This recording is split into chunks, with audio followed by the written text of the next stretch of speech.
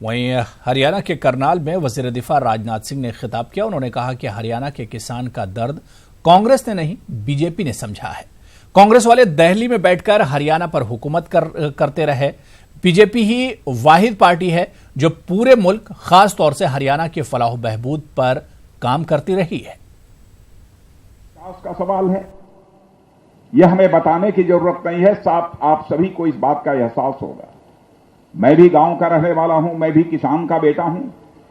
किसानों की समस्याओं से भी मैं अच्छी तरह वाकिफ हूं और मैं जानता हूं सबसे बड़ा संकट यदि किसानों के सामने खड़ा होता है यदि कोई, तो वह संकट खड़ा होता है कि जो भी वह पैदा करते हैं अपने खेतों में, जो उसकी उचित कीमत मिलनी चाहिए, उसको वह उचित कीमत नहीं मिल पाती। क्या कोई बतला सकता है हरियाणा के इतिहास में कभी कोई किसी सरकार ने 32,000 से ज्यादा आवास बनाकर गरीबों को सौंपने का काम किया होगा?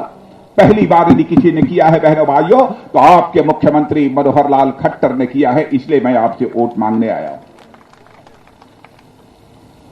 इतना ही नहीं, हमारे प्रधानमंत्री मोदी जी की योजना के अनुसार घर घर में टॉयलेट बनाने का काम इस सरकार ने प्रारंभ किया।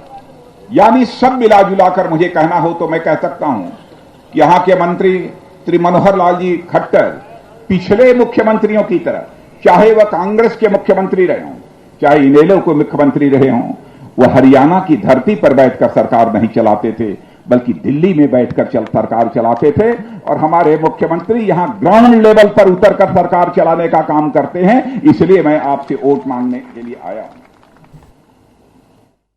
वह साधारण परिवार के में पैदा हुए हैं, गरीब माता की कोख से पैदा हुए हैं, बड़े बाप के बेटे नहीं हैं। हम लोगों ने यह, भारतीय जनता पार्टी ने यह सिद्ध कर दिया है। अब वह जमाना लग गया कि राजा का बेटा ही राजा होगा।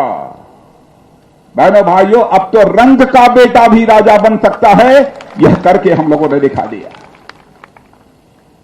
और हुकूमत भी अच्छी तरह रंग का बेटा चला सकता है।